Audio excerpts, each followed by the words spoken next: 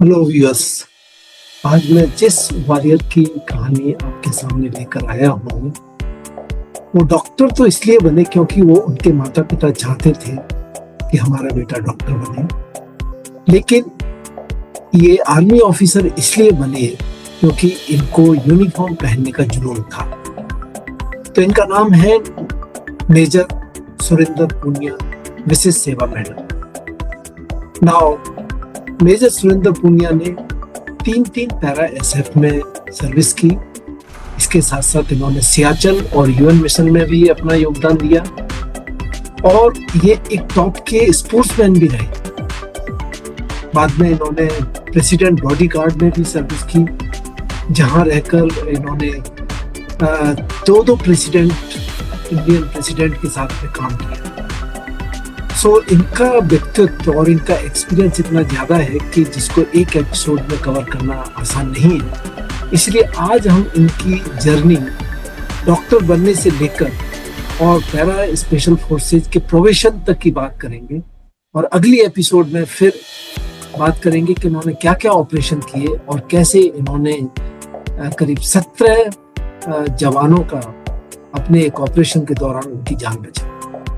Viewers, इस episode को आप लोग देखिए, शेयर कीजिए, सब्सक्राइब कीजिए, क्योंकि आपको इसमें बहुत मजा आने वाला है और बहुत कुछ सीखने को मिलेगा। Thank you so much. छोटा भाई प्रोफेशन करना है तो उसने उसको फेल किया।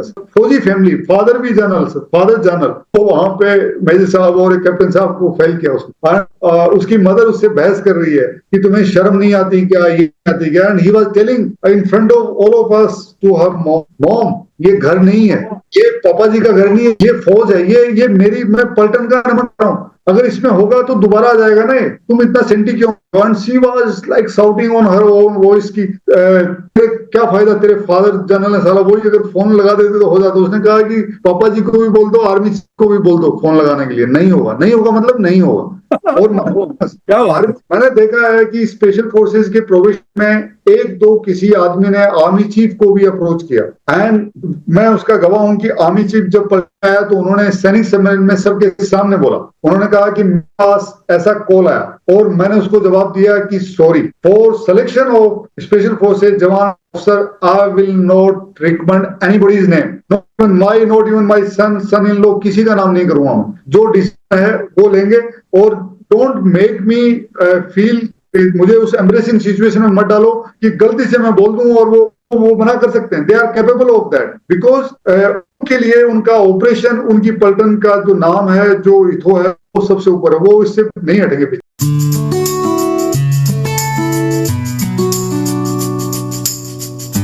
Good evening ladies and gentleman. आज फिर मैं एक ऐसे वॉरियर के साथ हूँ जिनकी जो अचीवमेंट्स हैं उनका बखान करना ही मेरे लिए बहुत मुश्किल है, बट उसके साथ साथ जरूर मैं बताऊंगा कुछ चीजें कि ये वो हैं जिन्होंने एक सबसे डिफिकल्ट जो हमारा मेडिकल एग्जाम होता है एएफएमसी का, उसको इन्होंने क्रैक किया और उसमें ये सफल भी हुए। और उसके बाद इन्होंने क्या नहीं किया, 3 पैरा एसएफ में सर्विस की, उसके बाद में प्रेसिडेंट बॉडीगार्ड में भी काम किया, उसके बाद यूएन सर्विस, यूएन मिशन में भी गए और बहुत कुछ इन्होंने बीच में किया। तो सब कुछ मैं बताने की बजाय हम वेलकम करते हैं अपने आज के गेस्ट को। Welcome major Surendra Poonia and VSM, Visit Seva Medal. And Surinder, let me ask you the first thing that आप एक बड़े हम्बल बैकग्राउंड, फार्मर्स फैमिली से आते हो, लेकिन आपके जो सपने थे वो काफी बड़े थे। आपके घर वाले चाहते थे कि आप डॉक्टर या इंजीनियर बने, लेकिन आपका कुछ और ही मकसद था जिंदगी में। तो थोड़ा सा बताइए कि कैसे जिंदगी आपकी शुरू हुई। Jain sir, thank you for inviting me for your amazing podcast. आपके जितने भी सुनने वाले, आपके जितने भी व्यूअर्स हैं, आपके जितने भी सब्सक्राइबर्स हैं, सबसे पहले मैं उनसे अपील करूंगा कि वो आपके चैनल को सब्सक्राइब करें, फॉलो करें, और जो भी मेरे जितने मिलिट्री के जो मेरे सीनियर्स हैं, जूनियर्स हैं, कुलीग्स हैं, जिनका आप पॉडकास्ट करते हैं, उनको जरूर देखें, अपने बच्चों को दिखाएं। एटलीस्ट उससे आप अगर मिलिट्री में नहीं है तो आप सबको एहसास होगा कि मिलिट्री वे ऑफ लाइफ क्या है, किस ढंग से भारतीय सेना के जवान, अधिकारी और जो सैनिक हैं वो सेक्रीफाइस करते हैं, कैसी लाइफ जीते हैं, क्या उनकी लाइफ की चुनौतियां हैं, क्या उनका माइंडसेट है, क्या उनके इथोस हैं, क्या उनके वैल्यूज हैं, किस बैकग्राउंड से वो लोग आते हैं। तो मेरी आप सबसे सुनने वाले सभी साथियों से अपील है कि आप इस चैनल को सब्सक्राइब करें, फॉलो करें और जितने जो हमारे हीरोज हैं, जो साथी हैं, सीनियर्स, जूनियर्स और कुलीग्स हैं, उनको उनकी कहानियां जरूर सुने। सर, आपने सवाल पूछा कि ये सपनों की, जब बचपन में हमें ज्यादा पता नहीं होता है कि आगे जिंदगी की का जो सफर है वो किधर जाएगा, क्या होगा, लेकिन बचपन में जो आपकी लाइकिंग और जो आपकी डिसलाइकिंग होती हैं वो ही आपकी भविष्य की आदतें बनने लगती हैं। और किसान परिवार में पैदा होने की वजह से कुछ चीजें जो हैं आपको जन्म से मिलती हैं, वो है जमीन से जुड़े हुए रहना, आपको मेहनत करना, आपको मतलब लाइक एक फैमिली लाइफ है, एक जो जॉइंट फैमिलीज हैं जहाँ पे सब एक साथ रहते हैं, तो एक जो सहन करने की जो क्षमता है, एक दूसरे को जो बर्दाश्त करने की, एक दूसरे के साथ जो रहने की जो आदतें हैं वो बनती हैं। जो अभी आज के अगर जमाने में देखें तो जो फैमिलीज हैं वो न्यूक्लियर फैमिलीज हो गई हैं। मैं, मेरी पत्नी, मेरे बच्चे, यहीं तक हो गया है। जब मैं छोटा था तो हमारी जॉइंट फैमिली थी जिसके अंदर सारे चाचा, ताऊ, दादा, दादी, बुआ, उनके सबके बच्चे। तो मतलब एक दिन में अगर मेरी ताई या मेरी माँ या मेरी चाची खाना बना रही है तो कम से कम 40-45 लोगों का खाना बन रहा है। तो वो जो है उसने एक चीज हमें सिखाई कि एकजुट कैसे रहना है। और हम हमारे जो दादा दादी, पिताजी, ताऊ जी, उन सबको, माँ को, सबको देखते थे कि राजस्थान में आपको पता है टेम्परेचर सर 50 डिग्री तक जाता है। तो उस मौसम में, और अब तो आजकल तो सर बिजली आ गई है, मतलब लाइक इलेक्ट्रिसिटी से हम बिजली बोलते हैं गाँव में, और तो खेती, दोनों खेतियां हो रही हैं। उस जमाने में तो सिर्फ बारिश का मौसम होता था और उसी में जो खेती होनी है वो होती थी। तो हमारे बहुत सारे ऊंट थे, गायें थी, वो हमने बचपन में वही देखा। लेकिन हमें एक चीज समझ में आ रहा था कि बिना मेहनत के कुछ भी नहीं मिलने वाला लाइफ। बिल्कुल। और हमने देखा कि जैसे बारिश तो साल में जून या मई के महीने में होती है, जुलाई में होती है, लेकिन हमारे घर वाले पूरी साल भर खेतों में काम करते थे। तो चाहे कोई भी जब टारगेट सामने होता है तो आप ऐसा नहीं कि उसी एक दिन पहले, 2 दिन पहले आप काम शुरू करते हैं, आपको पूरी साल भर तैयारी करनी पड़ती है। और जब हम देख रहे थे तो हमारे पिताजी और ताऊ जी, जब उन्होंने देखा, जब वो शहर में जाते थे, लोगों से मिलते थे, तो उनको एहसास हुआ कि चलो खेती, हमारे बहुत ज्यादा बड़े खेत थे, खूब सारे जानवर थे, गायें थी, ऊंट, सब कुछ था। लेकिन उनको एक चीज एहसास हुआ कि जो शहर में जो लोग हैं वो प्रोग्रेस कर रहे हैं और उस प्रोग्रेस का जो मीडियम है वो है एजुकेशन। तो ये चीज हमारे घर वालों को समझ में आई। तो उन्होंने जितने भी बच्चे थे उन सबको पढ़ाने का एक बेड़ा उठाया और हमें शुरू में ही हॉस्टल में भेजा। और वहां से एक चीज समझ में आई कि पहले एक जॉइंट फैमिली में, फिर जब हॉस्टल में 5वीं क्लास में जब बच्चा हॉस्टल में जाता है तो उसको आजकल तो मम्मी का पल्लू पकड़ के बच्चे बैठे रहते हैं। तो हम भी वैसे ही थे, हमने कहा नहीं जाएंगे, लेकिन घर वालों के आगे किसकी चलती है, तो हमें भेजा। और बहुत अच्छा हुआ। उस समय शायद 10-15 दिन हमें एहसास हुआ कि हम घर से दूर हो गए, दादा दादी, माँ से, पिताजी से, भाई बहन, सबसे छोटों से। लेकिन वो जो अलग हुए, उसके पीछे का जो अगर आज मैं देखता हूं तो उसने हमें जिंदगी में एक इंडिपेंडेंट, जो कहते हैं खुद के ऊपर निर्भर रहना सिखा दिया कि सब काम खुद को करना है, खुद के कपड़े धोने हैं। आजकल तो वॉशिंग मशीन आ गई सर, और उस जमाने में कोई वॉशिंग मशीन भी नहीं थी, न कोई आयरन था, कुछ नहीं था। तो सारा काम खुद को करना, स्कूल में जाना, पढ़ना, होमवर्क करना, फिर शाम को खेलना। और मैं ये इसलिए बोल रहा हूँ कि आजकल जो बच्चे हैं, मतलब वो सिर्फ मोबाइल के अंदर वो गेम खेलते रहते हैं। हमें तो उस समय कोई टीवी कुछ था ही नहीं सर। स्कूल में जब गए तो सिर्फ रेत के अंदर खेलना, और शाम को कहते हैं ना, रेत के अंदर पूरी रेत में लगे हुए जैसे भूत बन के आते हैं, फिर आगे नहाना, फिर खाना, फिर सोना। तो सादा खाना था और दूध दही तो था खूब, घी भी थे, गोंद के लड्डू भी मतलब घर वाले भर भर के देते थे। तो वो सर लाइफ मेरे हिसाब से, वो मैं तो कहूंगा कि काश अगर मेरे को दोबारा कभी मैं मैं पैदा हूं तो मैं गांव में ही पैदा हूं और किसी किसान परिवार में ही पैदा हूं, जिससे मैं वो सब चीजें दोबारा मैं जी सकूं। क्योंकि जब अब मैं बच्चों को देखता हूं, मेरे दोस्तों को, मेरे सीनियर्स के, या जो कॉर्पोरेट वर्ल्ड में जितने भी लोग काम कर रहे हैं उनके बच्चों को देखता हूं, तो उनको ऐसा लगता है कि ये जो लाइफ है, मोबाइल, टीवी, इंटरनेट, ये उनका बर्थ राइट है। इससे अगर उनको आप एक दिन बाहर कर दो तो ऐसा लगता है जैसे दुनिया में इमरजेंसी आ गई, तूफान मच जाएगा, घर वालों से लड़ पड़ेंगे, क्या हो जाएगा। सो मैं जितने भी सुनने वाले हैं उनको इसके माध्यम से एक चीज बताना चाहूंगा कि इनके बिना भी दुनिया चल रही थी, बहुत अच्छी चल रही थी। और आप तो हमसे भी सीनियर है, तो आपके टाइम में तो और ज्यादा रूडिमेंट्री सिस्टम था। और मैं लोगों को कहता हूँ, टेक्नोलॉजी का अगर इंसान अपनी प्रोग्रेस के लिए यूज करे तो बहुत अच्छी बात है, लेकिन अगर टेक्नोलॉजी को अपनी आदतों में और उसको अगर आप आराम की जिंदगी जीने के लिए करने लग जाते हैं तो वो एक ह्यूमन सिविलाइजेशन का डिग्रेडेशन होने लगता है। उसमें आदमी कमजोर होने लगते हैं, धीमे धीमे उनकी हेल्थ खराब होने लगती है। सो सर, जब वहाँ इसमें जो एक एग्जाम था नवोदय विद्यालय का, वो एग्जाम दिया, हम उसमें पास हुए। फिर स्कूल में गए, वो रेजिडेंशियल स्कूल था, तो उसमें जैसे गुरुकुल होता है, बिल्कुल वही सिस्टम था और आज भी उसका वही सिस्टम है।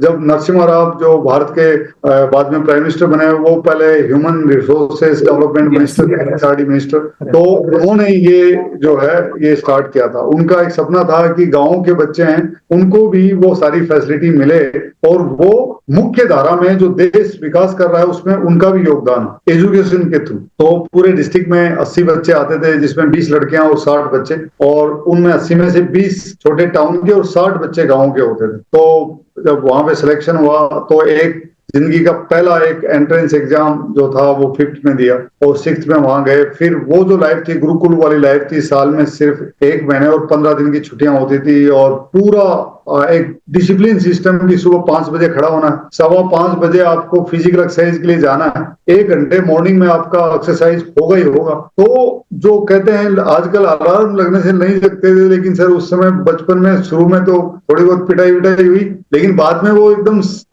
बॉडी में सेट हो गया कि इतने बजे उठना है, इतने बजे ये करना है, इतने बजे ब्रेकफास्ट करना है, फिर ये स्कूल होना है, स्कूल के बाद में वापस हॉस्टल आना है, आगे शाम को गेम्स करना है, फिर शाम को 2 घंटे पढ़ाई करना है, फिर 10 बजे लाइट बंद। आजकल आप देखो 10 बजे लाइट तो बंद सवाल ही नहीं। पूरे हिंदुस्तान में अगर शहरों के बच्चों को देखें तो रात को 1-1, 2-2 बजे तक चल रहे हैं। मैं खुद जाके मेरे कजन्स या उनके बच्चों को रूम खोल के देखता हूँ तो वो मूवी में लगे हुए। जब मैं बोलता हूँ तो सॉरी मामा जी, सॉरी चाचा जी, सॉरी ताऊ जी, ये चलता रहता है। लेकिन कितना बोल सकते हो आप तो रोजाना तो आप ऐसे होकाई तो लगा नहीं सकते उनके ऊपर। तो वो सर वो जो था एक लाइफ का एक बहुत ही डिसिप्लिन उसने सिखाया। और हार्ड वर्क तो पेरेंट्स को देखते थे, जब छुट्टी में आते थे तो हमारी दादी और हमारी माँ हमेशा बोलती थी कि भाई देखो, अगर पढ़ाई नहीं की तो यही खेत है, यही फावड़ा है और यही चलाना है, यही ऊंट खड़ा है। तब तो ट्रैक्टर भी नहीं थे सर। तो ट्रैक्टर मेरे गांव में हमारे पहले घर था जिसमें ट्रैक्टर मेरे ताऊ जी लेके आए और उसमें हिंदुस्तान और वो ट्रैक्टर होता था बहुत बड़ा वाला। तो वो बोले कि यही चलाना पड़ेगा और ये धूप है। तो अगर शहर में पढ़ लोगे तो आप देख रहे हो जो आपको पढ़ाने वाले हैं, आपके प्रिंसिपल हैं, इस टाइप के बन जाओगे। सो हम दोनों जो लाइफ है वो बिल्कुल पैरेलल देख रहे थे कि एक तरफ हमारे माँ बाप के सिर में से धूल नहीं निकल रही है, जूतों में से धूल नहीं निकल रही है, सुबह खेत में जाते हैं, शाम को आते हैं, सुबह जाते हैं, शाम को आते हैं दोपहरी में। और दूसरी तरफ हम वो लाइफ देख रहे थे कि पढ़े लिखे लोग हमें पढ़ा रहे हैं, वो साफ कपड़े पहन के आ रहे हैं, उनके जूतों पे पॉलिश हो रखी है। तो हमें दोनों लाइफ वो आमने सामने दिख रहा था। तो जब घर पे छुट्टी में आते थे तो वो सब बताते थे कि भाई अब देख लो आपको क्या करना है। ये एक माइंड पे कंटिन्यूस रिमाइंडर बचपन में होने लग गया है कि पढ़ना है और हमें निकलना है। वो कहते थे कि अगर आप पढ़ लोगे तो हमें भी दुनिया दिखा दोगे, अदरवाइज हम जैसे आपके दादा परदादा इसी गांव में पैदा हुए, गांव से कहीं निकले नहीं, इधर ही खत्म हो गए, इसी जमीन में चले गए, तो हमें अगर दुनिया दिखानी है, भाई हमारी तो उम्र निकल गई है, अब हम आपके थ्रू हम दुनिया देखना चाहते हैं। तो ये सर कच्ची उम्र में मतलब ये जो चीजें जो हमने देखी, इनका थोड़ा सा इम्पैक्ट आया और थोड़ा सा एक रिस्पॉन्सिबिलिटी का आवाज होने लगा कि कुछ करना पड़ेगा। अदरवाइज काम नहीं चलेगा। क्योंकि खेत, उन्होंने बोला कि चाहे बिल्कुल भी नहीं पढ़ोगे तो खेत तो पड़े ही हैं, ये तो कर ही लोगे। अब कुछ अच्छा करते हो तो बताओ आप, और हमारी तरफ से क्या चाहिए? हम पैसे दे सकते हैं, हम घी, मेरी माँ मेरे फादर था वो एक ही चीज बोलते हैं, भाई हम आपको दूध दही दे देंगे, हम आपको घी देंगे। उनसे आज भी अगर आप जाके पूछो कि भाई आपके बेटे ने अच्छा नहीं किया, तो वो एक चीज बोलेंगे, हम क्या कर सकते हैं, हम तो दूध दही खिला सकते हैं, हम तो घी खिला सकते हैं, ये खेत है। अब इसके अलावा उनको कुछ समझ में नहीं आता। तो वो एक गांव के जितने भी किसान हैं उनका सबका एक ही चीज मानना है कि भाई हम जो हमारे पास है वो हम हमारे बच्चों को दे सकते हैं, इसके अलावा तो हम क्या, हम ज्यादा पढ़े लिखे नहीं है। तो सर वहां पे जब गए तो बीच में जब छुट्टी में आते थे, उस जमाने में सर आपको पता है कि डॉक्टर और इंजीनियर दो ही चीज होती थी। यस, या तो डॉक्टर बन जाओ या इंजीनियर बन जाओ। अगर वो नहीं है तो आर्मी में जवान बन जाओ। हमारे राजस्थान में सीकर डिस्ट्रिक्ट में देश के सबसे ज्यादा जवान है फौज में। और फिर दूसरा डिस्ट्रिक्ट है झुंझुनू, फिर एक तहसील है राजगढ़ जो शेरगढ़ जोधपुर में, उसमें सबसे ज्यादा फौजी हैं। तो राजस्थान में शुरू से ही फौज का एक बहुत बड़ा, मतलब फौज के लिए लोगों का रेस्पेक्ट, और फौज में हर घर में से एक फौजी हमारे गांव में, जैसे हमारे जिले में ऐसा है, तो हम उनको देखते थे एक तरफ, और दूसरी तरफ मतलब टीचर्स या ग्राम सेवक या पटवारी या जो बस यही हमारे लाइफ के यही लोग, उनमें सबसे ऊपर डॉक्टर इंजीनियर। तो भाई या तो ये बन जाओ या नीचे वालों में से कहीं कोई नंबर आएगा। और उस जमाने में गांव के लोगों में ये होता था कि भाई बेटा या बेटी डॉक्टर बन गया तो बेटा डॉक्टर बन जाएगा तो दहेज अच्छा मिलने वाला उनको, और बेटी डॉक्टर बन गई या इंजीनियर बन गई तो दहेज लगेगा नहीं, क्योंकि उसकी अच्छे घर में वैसे शादी हो जाएगी। तो ये लोगों के गाँव में सर बिल्कुल यही उस जमाने में, ये मैं बता रहा हूँ सर, 19 मेरा जन्म 77 का है, तो अभी सर 86 85 के अंदर की बात है सर। और फिर जब मेरे को लगा कि डॉक्टर इंजीनियर बनना, लेकिन मेरा मिलिट्री के लिए मेरे अंदर एक इतना ज्यादा रेस्पेक्ट और इतना ज्यादा उत्सुकता थी कि मैं ये यूनिफॉर्म मेरे को बहुत ज्यादा चार्म करती थी। और शायद आप लोग भी सर, आप लोगों ने भी हमसे पहले सर्व किया है, तो यूनिफॉर्म एक ऐसी चीज है जो तब भी करती थी, आज हम फौज में नहीं है तब भी करती है। बिल्कुल। इसके लिए जो एक अल्ट्रा एक्सट्रीम रेस्पेक्ट जो तब भी था और आज भी है, तो वो एक kind of like inspiration kind of thing था कि फौज में जाएंगे। तो जब लोगों से पूछा तो उन्होंने कहा भाई अपने सीकर झुंझुनू में तो बहुत ही कम अफसर हैं, तो बोलते हैं कि एनडीए की एग्जाम होती है, लेकिन इधर घर वाले पीछे पड़े हैं डॉक्टर इंजीनियर, वो उधर एनडीए का है, तो क्या करें। तो फिर हमारे एक फिजिकल एजुकेशन टीचर थे सर इकबाल अहमद खान, तो उनके भाई थे वो आर्मी में अफसर थे, वो एक बार छुट्टी आए हुए थे, तो ऐसी बात करते करते उन्होंने बोला कि ये मेरे बच्चे हैं, ये स्टूडेंट्स हैं, इनको कुछ बताओ। तो उन्होंने बताया कि फौज में कहाँ कहाँ किस किस तरीके से आप ऑफिसर बन सकते हो। तो सभी बच्चों को उन्होंने क्लास लिया और उन्होंने एनडीए से लेके ओटीए, आईएमए, एफएमसी सारी जितनी भी है सब बताया। तो तब हमें लगा कि यार हम अगर डॉक्टर बनते हैं तो ये कॉलेज है इधर हमारे पास मिलिट्री का। और फिर मैंने बोला कि सर मेरे को क्या बता सकते हो कैसा दिखता है। तो उन्होंने मेरे को एक पुराना कोई प्रोस्पेक्टस हमारे जो फिजिकल एजुकेशन टीचर को भेजा, उन्होंने हमें दिखाया। तो मैंने उसमें बिल्डिंग देखा, उसमें हॉस्टल देखा, उसमें ग्राउंड देखे, उसमें स्विमिंग पूल। मैंने कहा ये तो अलग ही दुनिया है, ये तो हमने कभी देखा ही नहीं। तो फिर एक मेंटल विजुअलाइजेशन है वो होने लगा कि काश क्या कभी हम इसमें जाएंगे। तो फिर भी डॉक्टर बनना है और ये घर वालों की इच्छा मुझे फौज में जाना है, तो ये मेरा दोनों काम इधर हो रहे हैं। और फिर सर 12th के बाद में then I came back at home. तो घर वालों ने कहा कि आप कोचिंग कर लो। तो मेरा अच्छा था कि मैं कोचिंग नहीं करूं और मैं घर पे ही पढ़ूं, क्योंकि मैं ऑलमोस्ट 7 साल में हॉस्टल में रहा, घर से दूर रहा। तो थोड़ा सा एक ये लगा कि इसके बाद में अगर सिलेक्शन हो गया तो मैं वापस चला जाऊंगा। तो फिर मेरी दादी की आवाज वेरी क्लोज टू है कि हम कब ये जो फैमिली वाला जो सिस्टम है कब दोबारा देखेंगे। तो मैंने बोला कि मैं तो नहीं जाऊंगा। और उस चक्कर में मेरे पिताजी, ताऊजी और उनसे मेरी थोड़ी झड़प भी हुई, थोड़ी सी मार भी खाई मैंने, क्योंकि उनका था कि आपको वहां भेजेंगे हम तो वहां पे। मैंने कहा मैं नहीं जाऊंगा। तो उन्होंने कहा जाओगे कैसे, नहीं तुम इतने बड़े थोड़ा ना हो गए हो। तो मैंने कहा आप जानबूझ के थोड़ा ना कर देंगे। तो उन्होंने कहा अच्छा जुबान लड़ा रहे हो। तो और वो सर एज भी जैसे 12th के बाद में उस समय हार्मोन्स भी 16-17 साल की उम्र होती है, तो हमारे भी सबके टेस्टोस्टेरोन हार्मोन थोड़ा होता है, तो जवानी आ रही होती है। तो हमें लगता है कि हम भी जवाब दे सकते हैं, और गलती की जवाब देने की कोशिश की तो 2-4 थप्पड़ वप्पड़ भी लगे और काफी कुछ सुनना भी पड़ा। अगर आजकल मैं बच्चों को बोलता हूँ कि अगर आपको कोई छोटा सा भी घर वाले कुछ बोलते हैं तो बच्चे इतने ज्यादा सेंटी और इतने ज्यादा स्ट्रेस ले लेते हैं। और कुछ लोग तो बच्चे, मतलब मेरे को बहुत बुरा लगता है सर, खबरें पढ़ता हूँ कि माँ बाप ने या टीचर ने, किसी ने, बड़े भाई ने, किसी ने कुछ बोल दिया तो सुसाइड कर लेते हैं। दोस्तों जिंदगी बहुत ही हसीन है, खूबसूरत है, इम्पोर्टेंट है, लाइफ एक बार मिलती है। तो ये जो आपको जो डांटने वाले हैं वो आपके खुद के ही लोग हैं, वो आपका भला चाहते हैं। कोई ऐसा नहीं है वो जाके किसी पड़ोसी या 5 किलोमीटर दूर जाके किसी के बच्चे को नहीं डांट रहे। आपको क्यों डांट रहे? कोई तो वजह होगी। कभी एक बार ठंडे बस्ते में आप बैठ के सोचो एक बार कि ये मेरे को ही क्यों बोल रहे हैं, आपके टीचर्स, आपके कोचेस आपको ही क्यों बोल रहे हैं। बाजू वाले स्कूल या बाजू वाले कॉलेज के किसी स्टूडेंट को तो नहीं बोल रहे, वो आपको इसलिए बोल रहे हैं because they are invested in you. वो आपका भला चाहते हैं। जो चीजें आपने नहीं देखी हैं इस कच्ची उम्र में, वो उन्होंने ऑलरेडी देख रखी। उनको पता है कि जिंदगी में क्या क्या होता है। सो अगर जब आपके पेरेंट्स बोलते हैं, बड़े बोलते हैं, टीचर्स बोलते हैं, तो उसको अपनी बेइज्जती या ये मत लीजिए कि आपका वो बुरा चाह रहे हैं या आपको नीचे फील करवा रहे हैं। नहीं, ऐसा नहीं है। और मैं तो आपको बता रहा हूँ, हमने थपड़े खाई, खूब थपड़े खाई, मुर्गे बने हम तो, मतलब ठंडे भी लगे हैं हमारे तो एंड आई एक्सेप्ट कि जो हुआ बहुत अच्छा हुआ। मेरे टीचर्स जिन्होंने मारा, मैं उनको भगवान मानता हूं कि उन्होंने सही टाइम पे मेरे को पीटा। और क्योंकि मेरे को दूसरी लैंग्वेज समझ में नहीं आ रही थी और वही लैंग्वेज थी जिससे वो मुझे समझा पाए, और उनके समझाने की वजह से मैं आज जिंदगी में जो कुछ हूं, मैं उनका बहुत बहुत बड़ा योगदान है। मेरे पेरेंट्स का, मेरे ताऊ, मेरे बड़े भाई, मेरे जो टीचर्स, मेरे जो सीनियर्स, उनका बहुत बड़ा योगदान है। अगर वो सही टाइम पे मुझे नहीं रोकते और नहीं टोकते तो मैं आज यहाँ होता ही नहीं। मैं पता नहीं कहाँ कहीं धक्के खा रहा होता, खेत में कुछ कर रहा होता। बिल्कुल सही।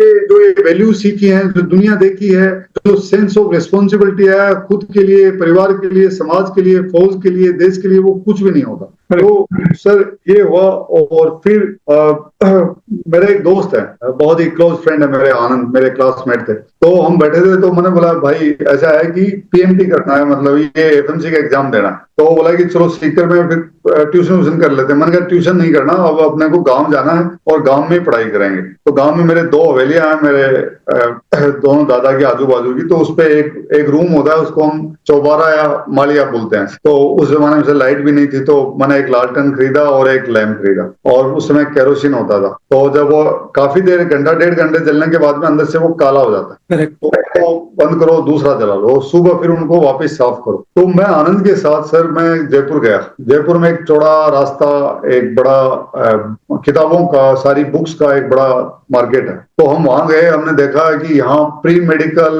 प्री इंजीनियरिंग इनकी एग्जाम किताबें मिल रही। तो फिर वहां पूछे, तो हमने उसको बोला शॉपकीपर को कि भाई मेडिकल की किताबें चाहिए। तो उसने बोला कौन सा ऑथर है। तो सर बिल्कुल हवाई नहीं थी, ये ऑथर भी है क्या। हमने बोला भाई ऑथर का तो नहीं पता। तो उसने बोला कि फिर आप एग्जाम क्या देंगे यार, जब आपको यही नहीं पता कि कौन से ऑथर की किताब पढ़नी। तो मैंने उनको बोला कि भाई साहब ऐसा करो कि जो किताब जिस लिखने वाले की सबसे ज्यादा बिक रही है, सबसे ज्यादा बच्चे खरीद रहे हैं, वो किताब दे दो। तो बोला हाँ ये बात तूने सही पकड़ी। मैंने कहा हाँ भाई जो सबसे ज्यादा खरीद रहा है, इसका मतलब उस किताब में लिखने वाला कुछ अच्छा ही लिख रहा है। तो मैं फिर वो पढ़ता हूँ। तो सबकी सर मैं थ्योरी की किताब लेके आया 2-2, और हर सब्जेक्ट की 4-4 मैं वो ऑब्जेक्टिव लेके आया। तो एक पूरी बोरी भर गई। तो हमने रोडवेज पे डाला और रात को आया। अगले दिन मैं जब गांव आया, तो मेरे गांव में 2 बस जाती थी शहर से, 3 घंटे लगते थे। तो मैं बस में वो डाल के ले गया। जब मैं बस स्टैंड पे उतरा, गांव का जो मंदिर है वहां पे उतर के, वो पूरा बोरा है वो ऊपर लाद के मैं जब घर की तरफ जा रहा था, तो रास्ते में पहले मेरे ताऊजी मिले। तो उन्होंने बोला कि अच्छा ये गाय के लिए वो खड़ लेके आए, खड़ और चूरी होती है बिनौला। तो मैंने कहा नहीं जी। तो इतने में तब तक कोई आ गया, तो वो आगे चले गए। फिर मेरे फादर आ रहे थे उधर से। तो बोला कि ये तू वजन क्यों ढो रहा है, वो घर पे जो आदमी काम करता मजदूर वो ले आता। मैंने बोला नहीं मैं लेके जाता हूँ। तो मैं ले जाके मैंने आगे हवेली में रख दी। मेरी दादी ने पूछा क्या है। मैंने कहा किताबें। तो उनको भी नहीं पता था इतनी किताबें। उनका भाई इतनी किताबें कौन पढ़ता है। मैंने कहा पढ़नी पड़ेंगी, अगर डॉक्टर बनना तो ये पढ़नी पड़ेंगी। तो उसी टाइम मेरे फादर और वो सब आ गए। उनका कि ये क्या। मैंने कहा जी वो किताबें हैं, मेरे को तैयारी करनी है डॉक्टर की। तो बोला तू यहाँ नहीं करेगा। मैंने कहा क्यों। बोला नहीं हम आपको कोटा भेज देंगे। ये बात है सर 95।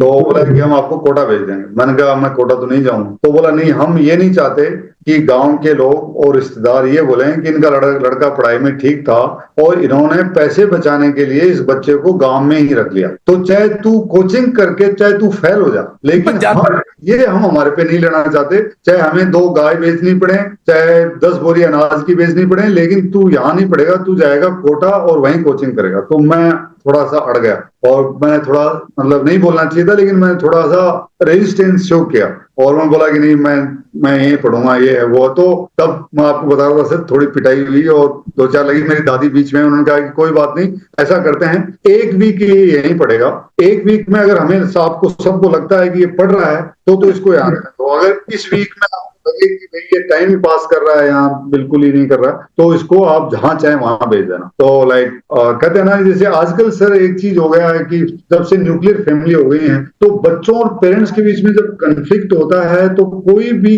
कुशन नहीं है। उस जमाने में दादा दादी, नाना नानी, ताऊ ताया, बुआ, ये इतने ज्यादा लोग रहते थे कि अगर आप मेरे फादर हैं, मेरे को पीट रहे हैं, कुछ गुस्सा कर रहे हैं, उसमें कोई न कोई मेरे को बचाने वाला आ ही जाएगा। और दैट वे मतलब डांट भी पड़ गई, समझ में भी आ गया और बचा भी लिया, और मैं जो मेरी फैमिली है उसके साथ में अटैच भी हो गया। तो अभी ऐसा कोई वो बच्चों के लिए भी एक बहुत बड़ा प्रॉब्लम हो गया है कि जब से जॉइंट फैमिली सिस्टम गया है तो कुशन कुछ है ही नहीं, वो जाएगा किसके पास जाए। ऊपर से एक एक बच्चे, अब पहले सिबलिंग भी ज्यादा होते थे तो हो इधर से वो उसकी चुगली कर रहा, वो उसको पीट रहा, वो चल रहा है घर में ही, आपस में सिबलिंग राइवलरी से ही कॉम्पिटिशन हो रहा है। आजकल एक एक बच्चे हैं तो उनको समझ में नहीं आए किसको जाके बोले, किसको अपने दुखड़ा रोए, वो वाला भी है। तो सर फिर मैंने जब वो रात को तो ये सब ड्रामा हुआ, और फिर अगले दिन मेरी दादी ने बोला, भाई देखो बेटा, अब मैं भी बूढ़ी हो गई हूँ, तो तू मेरा पोता है लेकिन तेरे से पहले मेरे बेटे हैं, तो मैंने देखो तुम्हारा साथ दे दिया, लेकिन अब अगर तुमने नहीं पढ़ाई की तो फिर मैं तेरा साथ नहीं दे पाऊंगी। क्या समझदार आपकी दादी, क्या समझदार दादी थी हैं? मेरी दादी सर बहुत ही मतलब कहते हैं ना, एक बहुत बहादुर औरत, और मतलब वो सच को सच, मतलब कितना भी बड़ा आदमी क्यों नहीं आ जाए, अगर मैंने गलत किया है तो वो सबके सामने मतलब बोलेंगे कि इस आदमी ने गलत किया। एक बार मतलब किसी ने ऐसे ही मतलब कोई गांव में पंचायत थी तो किसी ने किसी लेडी के बारे में कुछ गलत बोला ऐसी, तो वो घूंघट निकालती थी, बड़े दादा की उम्र के जो बाकी लोग थे, तो किसी आदमी ने बोला, भाई इस औरत का ये है कैरेक्टर या समथिंग कुछ, हम छोटे बच्चे थे तो उसने एक बहुत बड़ी बात बोली कि उसने कहा कि औरत का कैरेक्टर तब तक सही रहता है जब तक उसके साथ रहने वाला आदमी, उसका पति, उसके बच्चे या उसके घर वाले वो उसको अगर तंग नहीं करते हैं, सही रखते हैं, तो उसका कैरेक्टर सही रहता है हमेशा। अगर औरत को अगर आप फोर्स करते हो, पुश करते हो, देन फिर वो रिवोल्ट करके फिर चाहे कुछ भी करे। तो मेरे को हमेशा याद है वो इतनी बड़ी बड़ी बातें मतलब बहुत सटल वे में, और उन्होंने उस लेडी का साथ दिया। वो हमेशा आज भी हमारे घर पे, वो हमारे एक ताई हैं तो वो आती हैं, कहती हैं भाई मतलब वो दादी थी, उसने मतलब मेरा घर बचाया। तो सर उस जमाने के लोगों में मतलब एक जो करेक्टर की और जो इथोस की बात थी ना, वो अपनी बात के लिए जान दे देते थे। अगर वो आपके साथ खड़े, अगर आप भाई हैं हमारे और आपको कुछ हो गया तो आपकी बेटी को गोद ले लिया तो मतलब गोद क्या, आपसे भी ज्यादा बेटी का ध्यान रखा जाएगा। कहते हैं कि भाई वो तो है नहीं, अब बेटी को ये ना लगना चाहिए कि मेरा बाप होता तो मतलब आज मेरे साथ ये नहीं होता, तो उसको और ज्यादा लाड प्यार और ज्यादा रिस्पॉन्सिबिलिटी के साथ पाला जाएगा। तो सर फिर मैंने वहां ऊपर का जो रूम था सारी किताबें डाली उसमें, और फिर मैंने सर ये मैं जुलाई के आई थिंक जुलाई या अगस्त के अंदर मैं लेके आया, और फिर मैंने सर और दिन में पढ़ता था, खाली टाइम में मैं नीचे एक बार जाता था, घूम के आया, नहाया, वापस ऊपर आया, फिर अगर पढ़ना सोना नीचे जाना। पीछे एक हमारा बाड़ा था जिसमें मोर वोर खूब सारे जानवर, तो उधर थोड़ा सा घूम के आया, फिर ऊपर। लेकिन मेरे गांव में किसी को ये नहीं पता कि मैं यहाँ घर पे रह रहा हूँ। मैं पूरे टाइम सर मैंने, और मेरे को भी ये समझ में आ गया कि अगर अभी नहीं किया तो फिर प्रॉब्लम हो जाएगी,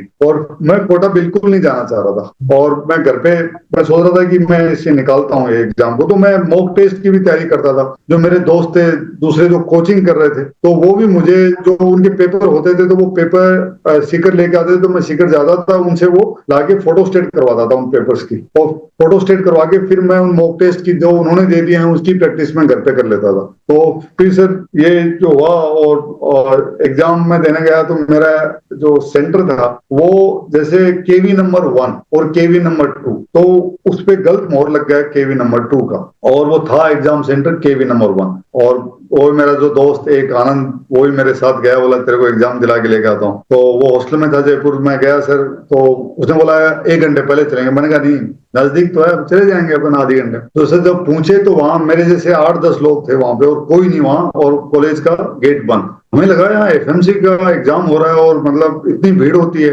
एफएमसी का एग्जाम, उस टाइम भी 4.5 लाख बच्चे एग्जाम दे रहे थे, तो कि ये कैसे हो गया कि हाँ इतने ही लोग हैं। तो फिर किसी ने बोला कि भाई साहब ये गलत हो गया, आप केवी नंबर 1 में जाइए, वहां पे exam centre, and that place was almost 20-25 minute far, और कुछ नहीं था हमारे पास। तो मतलब ऐसे ही एक कोई दूसरा जो नवोदय विद्यालय अजमेर का एक स्टूडेंट था, नाम लगा, तो वो आनंद को जानता था, उसने बोला अरे क्या कर रहे हो यहाँ पे, उन्होंने भाई साहब ऐसा हो गया और इसको छोड़ना, तो उन्होंने अपना स्कूटर दिया, उसका चेतक का स्कूटर होता था, उसने आनंद को दिया बिना हेलमेट के। सर हम वो वहां पहुंचे, जब मैं पहुंचा था तो ऑलमोस्ट 20 मिनट हो गए थे पेपर को। मैं दौड़ता हुआ भाग के अंदर गया, तो वो जो इन्विजिलेटर था उसने भी बोला भाई क्यों आया तुम, तेरे को टाइम का भी नहीं पता, तो अगर तेरे को पेपर नहीं देना तो क्यों घर वालों का तो टाइम खराब कर रहा है। तो सर मैं बैठा, एक बार बैठ के मैंने बालाजी को हाथ जोड़ा, मैंने कहा भाई जैसा भी है, और फिर से मैंने किया, मैं फटाफट, मतलब वो पेपर मेरे को बहुत ही, मेरी अंग्रेजी उसमें थी, वो अंग्रेजी में मेरी थोड़ी प्रॉब्लम थी सर,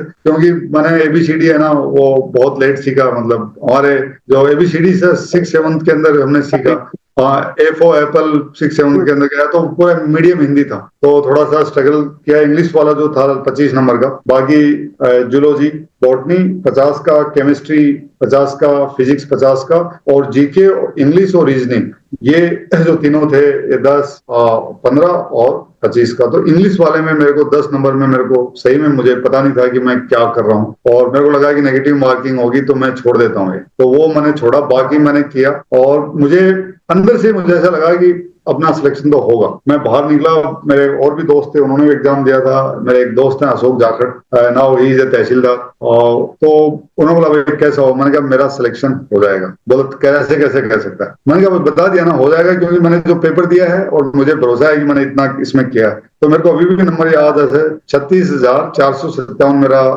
रोल नंबर था, और फिर मैंने दूसरे एग्जाम दिए, फिर मैं घर आया, सर रिजल्ट आया तो मेरा सिलेक्शन हो गया। तो मेरे घर वाले, फादर को, उनको हुआ कि भाई ऐसा है तो पुणे चला जाएगा, और जो ही सिलेक्शन होते ही मैंने बोला अब मैं ना आर्मी में डॉक्टर बनूंगा। तो उनको लगा कि अरे ये तो आर्मी में जाएगा तो ये तो फिर हमसे दूर हो जाएगा, तो उन्होंने बोला भाई वहां नहीं, तुम जयपुर में ही पढ़ लो, SMS मेडिकल कॉलेज CPMT के थ्रू तुम उसमें पढ़ लो। मैंने बोला मैं इधर नहीं पढ़ूंगा, बिल्कुल नहीं पढ़ूंगा, क्योंकि मेरे को भी लगा कि घर वालों से अब फादर ताऊ, अब मैं थोड़ा बड़ा हो रहा हूँ, तो मैं इंडिपेंडेंट लाइफ में जाता हूँ। तो मेरे को लगा कि जयपुर तो घर के नजदीक है, तो कभी भी आ जाएंगे, तो मैं पुणे जाता हूँ। पुणे तो आने में मतलब इनको पैसे भी नहीं पता कि कैसे जाते हैं पुणे, तो मैं मेंटली प्रिपेयर। उन्होंने बोला कि ठीक है, अगर आप पुणे जाना चाहते हो तो जाओ, हम आपको पैसे दे देंगे, लेकिन हम आपके साथ एडमिशन करवाने नहीं जाएंगे। तो मैंने कहा कोई बात नहीं। तो मेरे एक दोस्त, वही आनंद मेरे दोस्त हैं वो, और एक गंगाधर, तो मैंने उनको तैयार किया भाई आप मेरे को पुणे चलो।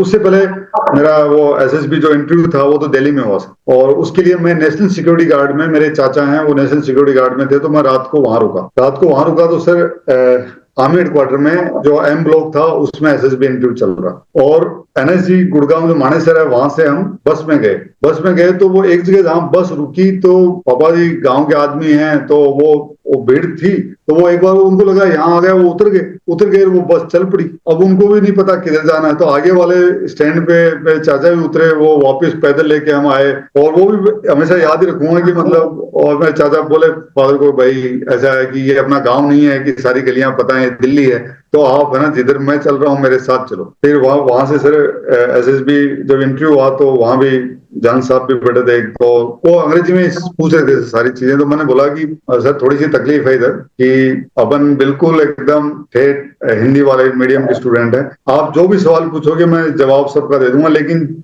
ये मुझे समझ में भी आ रहा है कि जो एक जो टर्म बोल रहे हो आप, लेकिन आप मेरे से हिंदी में पूछ। तो मेरा रिटर्न में 6th रैंक था सर ऑल इंडिया। तो वो शुरू के एंड देन सर फिर FMC ज्वाइन किया, और that's how this journey started taking A shape. और जो मेरा ड्रीम था, घर वालों का ड्रीम था कि मैं डॉक्टर बनूं, मेरा ड्रीम था कि मैं इंडियन आर्मी में आऊं, वो दोनों एक साथ पूरे हो गए। और भगवान की दया से मैं तो हनुमान जी का बहुत बड़ा भक्त हूँ, शायद उन्हीं की दया से कि मेरे को इतनी बढ़िया मेडिकल कॉलेज मिली, जो इंडिया की सबसे टॉप मेडिकल कॉलेज है, और जिसके अंदर मिलिट्री वे ऑफ लाइफ और जो डिसिप्लिन, जो लाइफ के जो बेसिक्स थे, जो लाइफ का फाउंडेशन जो था, पहले गांव, एक छोटी सीढ़ी गांव में, उसके बाद में स्कूल में, उससे थोड़ी सी बड़ी सीढ़ी, और जो सबसे बड़ी सीढ़ी जो लाइफ की जो सेट की वो एफएमसी इंडियन आर्मी ने की। और मतलब वो इतना स्ट्रॉन्ग फाउंडेशन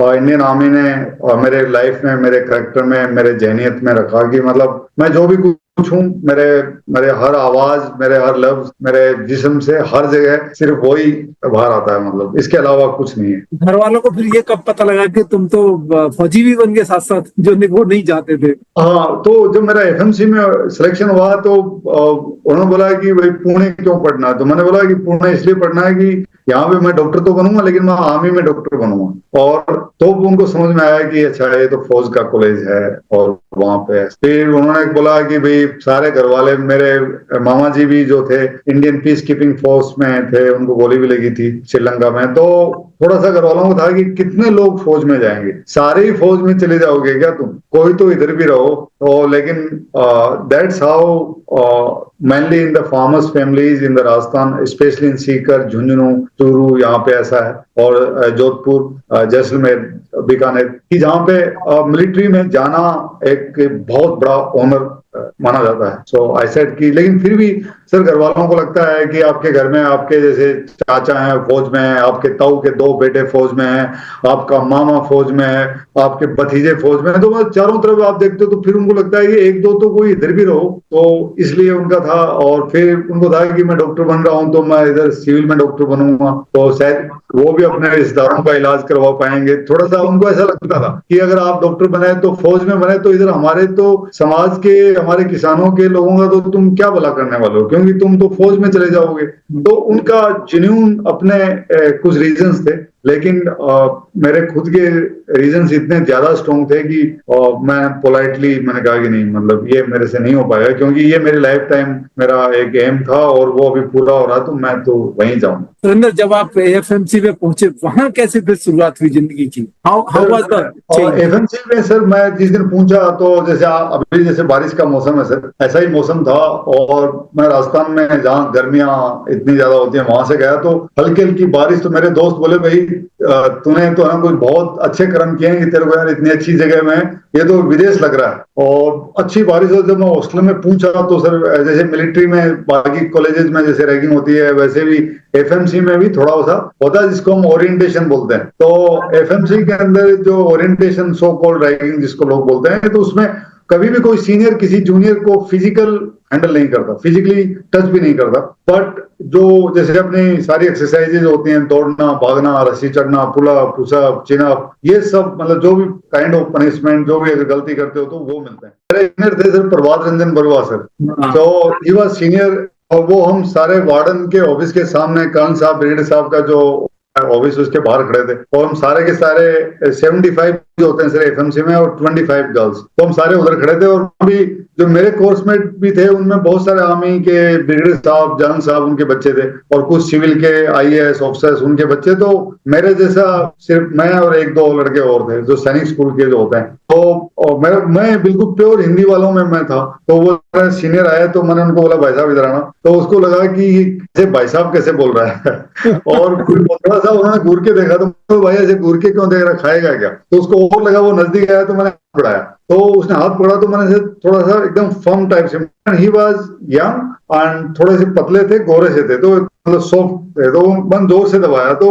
उसने मैं पूछा, बोला कि क्या नाम आपका, तो मैंने नाम बता दिया सर कि मेरा ये नाम। और सर 15 मिनट बाद में जब वार्डन ने बोला कि चलो जाइए आप, जब हॉस्टल में गए तो वहां पूरे मतलब 300-400 लोग खड़े मेरा नाम पुकार रहे थे कि कौन है भाई ये। तो पहले तो मेरे को लगा कि मैंने ऐसा क्या कर दिया, सब मेरा नाम पुकार रहे हैं। जब मैंने बोला जी, तो बोलता आओ मैदान में आइए आप। और फिर सर मतलब उस दिन जो ओरिएंटेशन हुआ, मतलब वो याद रहेगा लाइफ में कि मतलब बट एक चीज अच्छा हुआ उस ओरिएंटेशन के में, जो प्रभात रंजन बरुआ सर थे, वो मेरे एक kind of like advisor, elder brother type हो गए, कि उनको भी एहसास हुआ कि उनकी वजह से मेरा जो भूत बना है, सो लाइक जैसे मिलिट्री में होता है कि इनिशियली सीनियर्स जो सबसे ज्यादा आपको ओरिएंटेशन करवाते हैं, रैगिंग करते हैं, फिर बाद आपके वही सबसे क्लोजेस्ट सीनियर या गाइड या मेंटर बनते हैं। तो देन जो एफएमसी का था सर, वो एक अलग लेवल का, मतलब मेरे लिए हर नया एक्सपीरियंस था। और मैं जब कॉलेज में, हमारे 4 अगस्त को कॉलेज डे होता है, एफएमसी डे, तो उस दिन सर एक क्रॉस कंट्री होती है। तो रात को सीनियर्स आए, उन्होंने बोला भाई कल क्रॉस कंट्री है और सबको 5:30 बजे ग्राउंड में पहुंचना है और क्रॉस कंट्री में देखते हैं कौन क्या आता है। तो मैं पूरी रात ये सोचता रहा कि यार मैं इंडिया में हूँ, पुणे में हूँ, ये क्रॉस कंट्री कौन सी कंट्री में लेके जाने वाला है। तो मैं, और शर्माते हुए मैं किसी से पूछ भी नहीं पा रहा कि अगर किसी से पूछा तो कोई हंसेगा कि भाई तेरे को ये भी नहीं पता क्या। और मैं सुबह मॉर्निंग में 1-2 लोगों से मैंने पूछा, मैंने कहा यार ये क्रॉस कंट्री क्या, तो उनको भी नहीं पता कि कॉलेज टावर का था। तो बोला कि आज कॉलेज का हमारा रेजिंग डे है, this biggest day for any medical cadet और ऑफिसर्स जो एफएमसी से पास आउट हुए हैं। और वहां पे ऑलमोस्ट 3000 से ज्यादा लोग थे, सीनियर्स, जनरल्स जो पास आउट हुए एफएमसी से, और जो रिटायर्ड लोग थे वो भी थे। और उन्होंने कहा कि अभी ये रन है और this is in honour of our college, और ये क्रॉस कंट्री है। तो तब समझ में आया कि ये क्रॉस कंट्री है। और तो समझ में नहीं आया सर, हम जूनियर थे तो हम सबसे पीछे खड़े थे। तो वो मिलिट्री की रोड पतली होती है तो उसमें सारे लोग दौड़ रहे, पीछे से स्टार्ट किया। तो आई केम सेकंड, और मेरे एक दोस्त हैं इंद्रमणि पांडे, ही मिलिट्री स्कूल, ही केम फर्स्ट। तो ने देखा कि ये 2 बिल्कुल जूनियर, एकदम फर्स्ट ईयर, अभी इनको आए हुए 4-5 दिन हुए इनको आए हुए, और ये तो इतने अच्छा दौड़ रहे हैं। तो that's how my sports career in the military start. और उस समय जो स्पोर्ट्स ऑफिसर थे कर्नल राजवीर सिंह और कर्नल पीके सिंह, बाद में वो दोनों जनरल बने, सर दोनों लेफ्टिनेंट जनरल बन के रिटायर हुए हैं। They were our teachers, professors, they were from the sports medicine and preventive social medicine. तो they themselves very good sports. तो उन्होंने जो ब्लड का एनालिसिस होता है, आपके ब्लड से मालूम चलता है कि आपकी बॉडी में टाइप की सेल है, कौन सा स्पोर्ट में आप एक्सेल कर सकते हो। At the same time they provided military coaches. तो जो मेरे 2 कोच थे सर, एक इंदर साहब जो सैफ गेम के मेडलिस्ट थे, और दूसरे जिन्होंने, मतलब उनका पूरा like they treated me like they own son. और अगले फिर 4 साल जब मैं था, तो अगर मैं छुट्टी पे हूं तो बात अलग है, या कहीं खेलने जा रहा हूं, मेरे साथ उन्होंने अपनी पूरी लाइफ के 4 साल मेरे लिए दिए। एंड दे मेड मी, जो मुझे भी नहीं पता था कि मेरे में कैपेबिलिटी है। और मेरा कहने का मतलब ये भी है कि कई बार हमें नहीं पता होता, आप टीचर्स या आपके पेरेंट्स या आपके जो कोचेज हैं, अगर उनको लगता है आपके अंदर कोई टैलेंट है, अगर if they are that much faith in your capabilities, so आपको फिर सरेंडर कर देना चाहिए, और जो वो बोलते हैं फिर आपको वही करना चाहिए।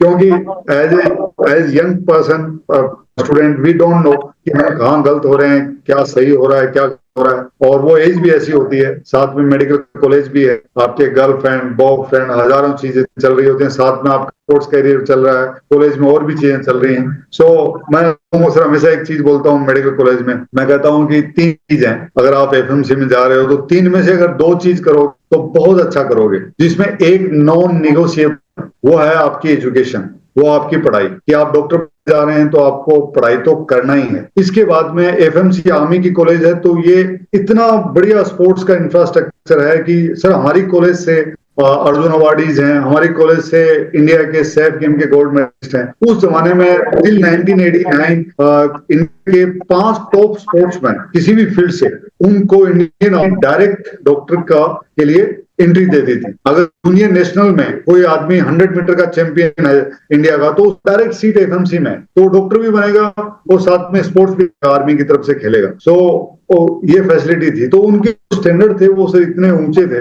और तो जब मैं कॉलेज आया और जब मैं खेलने लगा, और फिर मैं लॉन्ग डिस्टेंस कर रहा था, मैं पुणे खेला, पुणे यूनिवर्सिटी जीता, फिर जूनियर नेशनल खेला, जूनियर चैंपियनशिप खेला। तो ये मेरे लिए सब नई चीजें थी, और मुझे भी नहीं पता था कि, मुझे तो मेरे कोच बोलते थे आज वहां वो टूर्नामेंट चलना है, आज जूनियर आर्मी चैंपियनशिप हो रही है उसमें भागना है, आज नेशनल हो रहा है। तो वो एक तगड़ा एथलीट है, उसको आपको पेसिंग करनी है। वो 10,000 मीटर दौड़ रहा है ट्रैक में, वो 25 लैप दौड़ेगा, तो आपको सिर्फ 10 लैप के लिए पेसिंग करनी है, क्योंकि वो नेशनल विनर है। तो 10 से ज्यादा आपके अंदर स्टेमिना नहीं कि उसकी बराबरी कर पाओगे, लेकिन आप 10 लैप में उसको एकदम के चलो, ताकि उसका परफॉर्मेंस बढ़ता जाएगा। तो दैट्स हाउ सर, क्या कि बड़े अच्छे आर्मी के तो उसमें इतने अच्छे एथलीट मैराथनर सब थे, तो उनके साथ डिंगो सिंह जितने बॉक्सर एशियाड के वो सारे हमारे साथ ट्रेनिंग कर रहे थे। तो बहुत ही एक इतना वैलिड एक्सपीरियंस मिला, एक्सपोजर मिला, और लड़ने के लिए भी बहुत कुछ मिला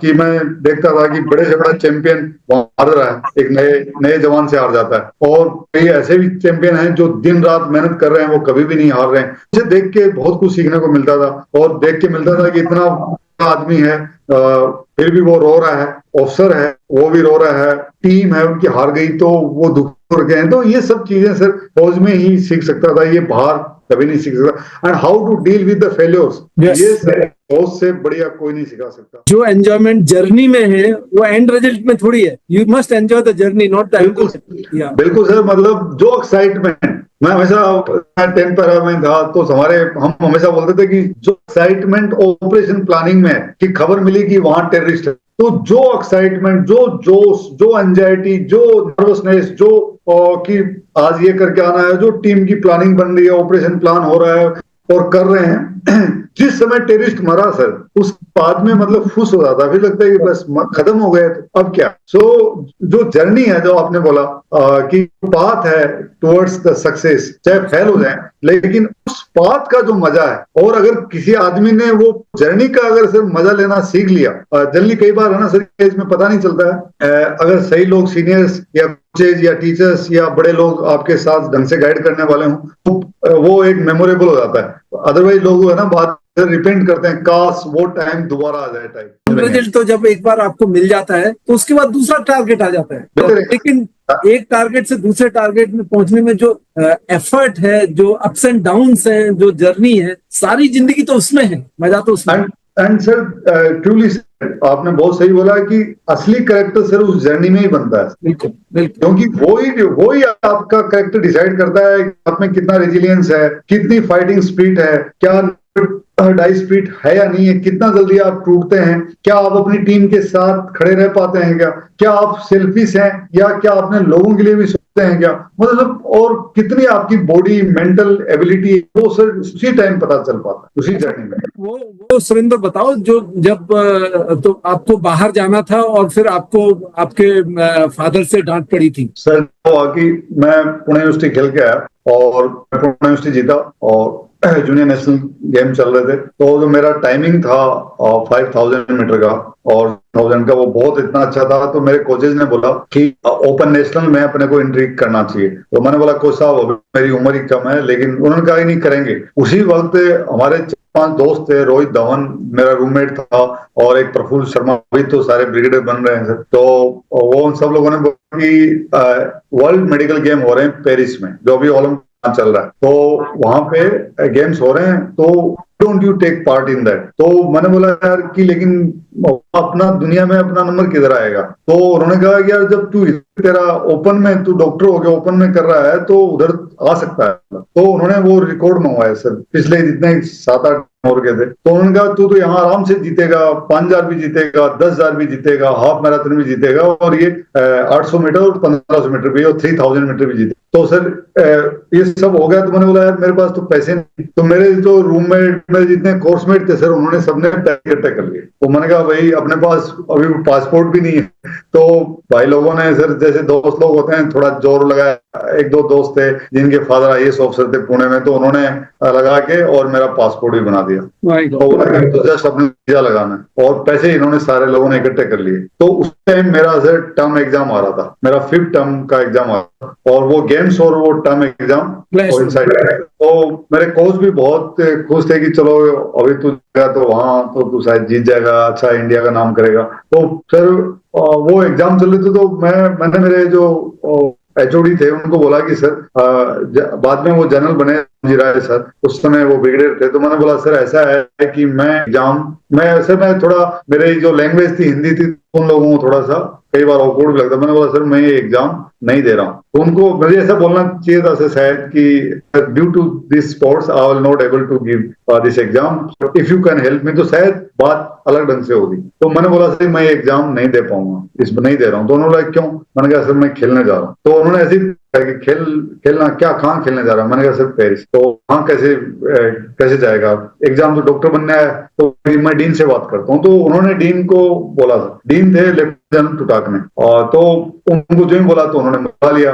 मेरे को बोले कि आपको एग्जाम देना होगा, मतलब ये गेम वेम तो चलते रहेंगे। तो मैंने कहा सर मेरे लाइफ में एक फर्स्ट एक्सपीरियंस, आपने मेरे पे इतना खर्चा कर दिया है, मेरे पे 2 कोर्स लगा रखे हैं, मेरी डाइट चल रही है, मेरा सब कुछ पिछले 2 साल 3 साल से आप तो इसका कभी तो इसका मुझे भी हिसाब देना ना, कभी मैं भी तो कुछ रिजल्ट के दूं। वहां बोला लेके आ गए ना, तुम नेशनल जीत लिए, तुमने पुणे जीत लिया, जूनियर आर्मी में खेल लिया, सब हो तो गया, ये बहुत अच्छा है, इतना ही काफी है, अभी तुम पढ़ाई करो। मैंने बोला सर मैं तो जाऊं, मेरे को ऐसे इतना ज्यादा, क्योंकि मेरे कोर्समेट सबने पैसे इकट्ठे करके मेरा पासपोर्ट गया, तो मैंने बोला सर मैं तो जाऊं। तो उन्होंने बोला ऐसे कैसे जाएगा? मैंने कहा सर मैं जाऊंगा। तो बोले कि क्या घर वालों को पता है? तो मैंने बोला सर नहीं पता। तो बोलता है कि मुझे आपके फादर से या आपके मदर से। मैंने कहा जी उनको समझ में नहीं आता। बोला हर बाप को समझ में आता है। तो बात तो सही बोली सर उन्होंने, हर फादर को या मदर को समझ में आता है कि क्या सही है क्या गलत है। तो मेरे गाँव में एक टेलीफोन बूथ था जहाँ पे पूरे गांव वाले आके, तो मैंने नंबर दिया तो उन्होंने वहां पे नंबर लगाया, तो किसी जो बूथ वाले ने उठाया, तो उन्होंने बोला कि मैं आर्मी की मेडिकल कॉलेज का डीन बोल रहा हूँ जनरल टुडागने, और ये स्टूडेंट है, इनके पिताजी का नाम ये है, उनके घर से बुला के लेके आओ। तो मेरे फादर और मेरे चाचा, उनको लगा भाई वहां से बोला है, एफएमसी के जनरल ने कॉल किया तो कुछ गड़बड़ कर दिया लड़के ने। वो सारे घर, तो उन्होंने पूछा कि देखो जी ये एग्जाम है, 5th टर्म का एग्जाम है, 5th सेमेस्टर, और ये बोल रहा है कि मैं फ्रांस खेलने जा रहा हूँ, तो अब आप बताओ, जो आप बोलेंगे वो तो हम कर दें। तो मेरे फादर और ताऊजी ने दोनों ने एक साथ, वो स्पीकर पे फोन था, उन्होंने कहा कि जनरल साहब ये लड़का हमने तो आपको दे दिया है, अब इसकी जिम्मेदारी आप पे, आप हमसे क्या पूछ रहे हो? ये तो आपकी उम्र भी हमारे जितनी उम्र है, आप जनरल हो फौज के, आप डिसाइड करो ना, ये लड़का हमने तो दे दिया आपको। तो बोला कि लेकिन ये जिद कर रहा है मैं जाऊंगा। तो माय फादर सेड कि जन साहब जूता वूता पहन रखा है क्या? जूता निकालो, 2 मारो, अपने आप ठीक हो जाएगा।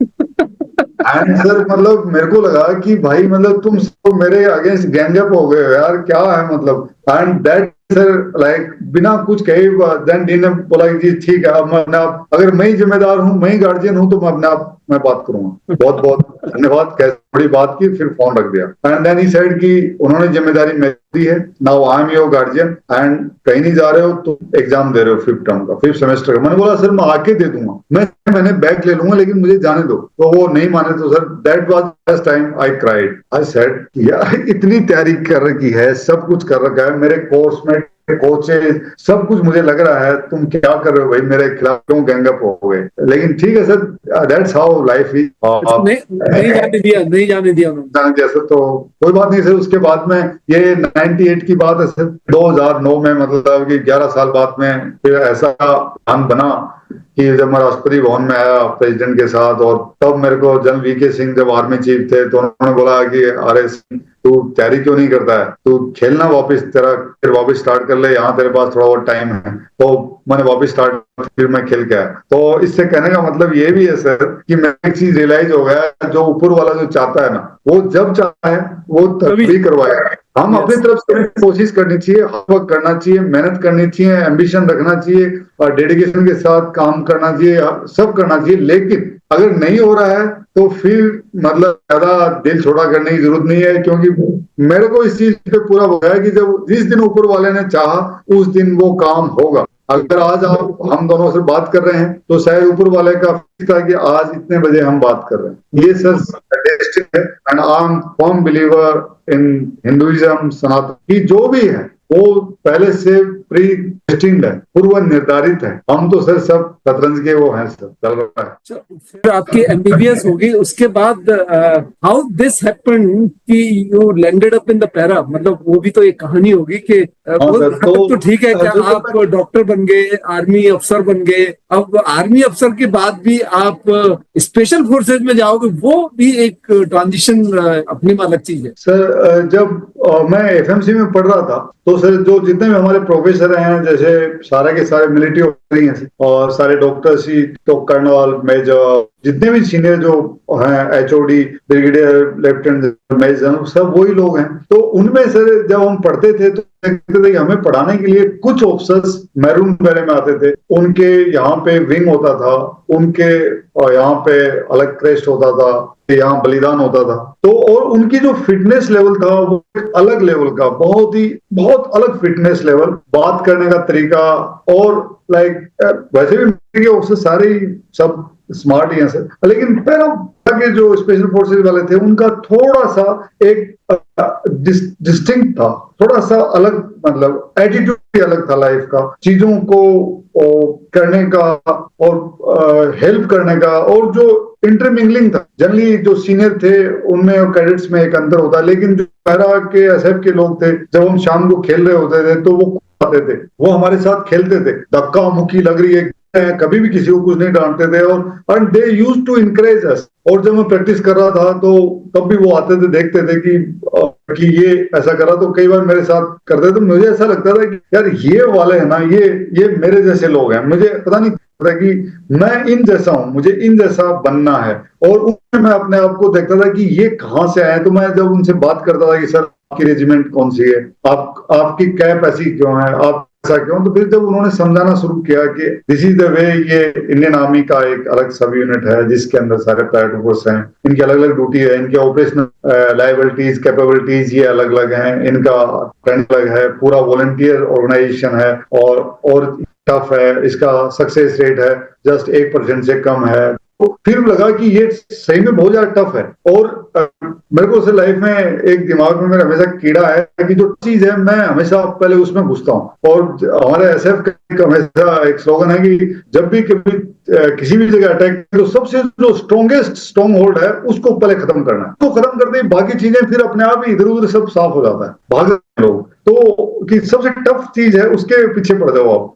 तब मेरे को लगा कि मुझे वहां जाना। तो ये एफएमसी में जो हमारे पढ़ाने वाले जितने क्लिनिकल ट्यूटर थे, प्रोफेसर थे, असिस्टेंट प्रोफेसर, एसोसिएट प्रोफेसर थे, सारे मिलिट्री के जो एसएफ के ऑफिसर्स थे, और जब भी इनसे मिलते फिर इनकी कहानियां पढ़ते थे। जब वो कुछ कहीं आते थे जो पैरा के जो ऑपरेशन है उनकी बुक दे जाते थे कि ये पढ़ ले, इसमें मालूम चल जाएगा। तो उससे एक बहुत ही ज्यादा स्ट्रॉन्ग अफिलिएशन और अट्रैक्शन हो गया उससे। और जैसे मैं स्कूल में भी करता था कि मैं एफएमसी में जाऊंगा, वैसे मैं कॉलेज में ऐसे मैं और मेरे एक दो दोस्त हम ऐसे विजुअलाइज करते थे कि हम भी पैरा में जाएंगे, हम फोर्सेज में जाएंगे। तो फिर सर जब एक तो इंटर्नशिप करना होता है हॉस्पिटल में, इंटर्नशिप किया, और यंग ऑफिसर्स का कोर्स होता है। तो जो यंग ऑफिसर्स का कोर्स था तो वहां पे जो कमांडर थे ब्रिगेडियर केवीवी सिंह और जो मेजर साहब थे, वो दोनों ही पैराट्रूपर्स। आपका कहाँ होता है बायो कोर्स? ये Lucknow sir, Lucknow officers training school. हाँ, ऑफिसर्स ट्रेनिंग स्कूल,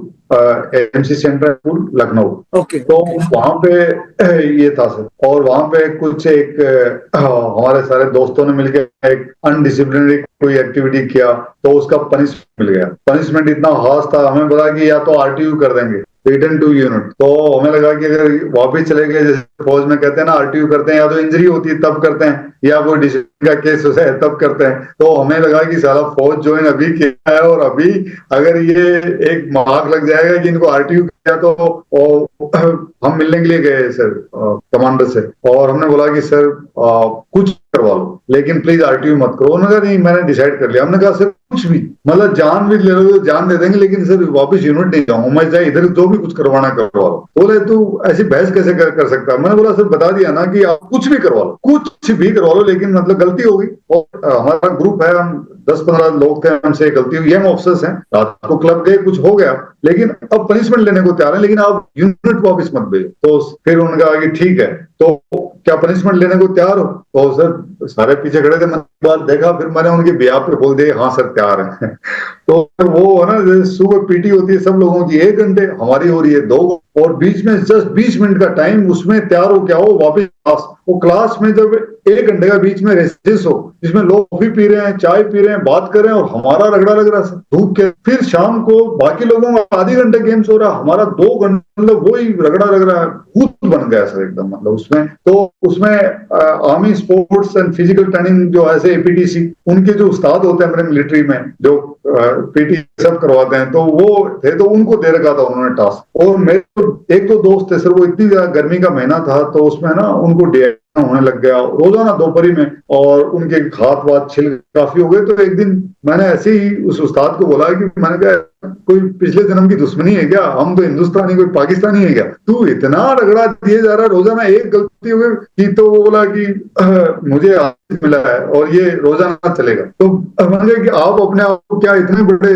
बहुत ज्यादा फिट समझते हो कि आप ही कर सकते हो। तो बोलता है कि उसने बोला कि ऐसे ही मेरे को बोला कि क्यों तेरे को कोई डाउट है क्या। तो सर वैसे स्टाफ तो कोर्स में सारे उतरवा देते, पनिशमेंट मिलता है तो स्टाफ तो उतारते हैं, तो कोई बॉस है उस्ताद ही। तो मैंने बोला हाँ है मेरे है। मैं गुस्से में, क्योंकि मेरे दोस्तों को मेरे को बचाना है कि 15 लोग जैसे पनिशमेंट खा रहे हैं। तो मैंने बोला हाँ है। मैंने कहा बताओ क्या करना है। तो मैंने बोला कि उस्ताद आप बताओ क्या करना चाहते। बोला तुम बोलो। मैंने कहा बताओ आप 5 करेंगे, 10 करेंगे, 15 किलोमीटर करेंगे, क्या करेंगे आप। बोला कैडेट, बोला कि आप ऐसे बोले जा रहे हो, आप अगर नहीं हुआ तो क्या करोगे। मैंने कहा नहीं होगा ना तो जितनी ये 15 कर इनका अकेला पनिशमेंट मैं लूंगा, फिर इनको छोड़ देना आप, और अगर आप हार गए तो सबको छुड़वाने की जिम्मेदारी आपकी। तो सर उसने हार दी। उसने बोला कि 10 भी नहीं करेंगे, 5 भी नहीं करेंगे, 15 भी नहीं करेंगे, 12.5 करेंगे। 12.5 का मिलिट्री में क्रॉस कंट्री होता है। तो उसने बोला 12.5 किलोमीटर करेंगे। तो उस दिन उसने वहीं छोड़ दिया। मेरे सारे दोस्त, एक मेरे बहुत क्लोज फ्रेंड है सुधीर, वो आए मेरे को बोला भाई ऐसा तेरे पैर दबा देता हूँ, मसाज कर देता हूँ, तू इसको हरा दे यार। मैंने बोला कुछ दबाने की जरूरत नहीं है, इसको मैं देखता हूँ। तो सर अगले दिन जब सुबह पीटी हुई तो मेरा और उस साथ का स्टार्ट हुआ ग्राउंड से, और 6.25 किलोमीटर जाना और वापस 6.25 किलोमीटर आना। तो आते वक्त थोड़ा सा इंक्लाइन, तो मैंने वो रूट देख रखा था पहले। तो मैं सर उसके साथ पूरे टाइम मैं उसकी पेस बढ़ा के रखी मैंने। तो उसको इनिशियली लगा कि थोड़ी देर में थक गए, फिर 6 किलोमीटर से वापस मुड़े तो फिर मैंने थोड़ा सा तो रखा, उसके बाद में मैंने बढ़ाना शुरू किया।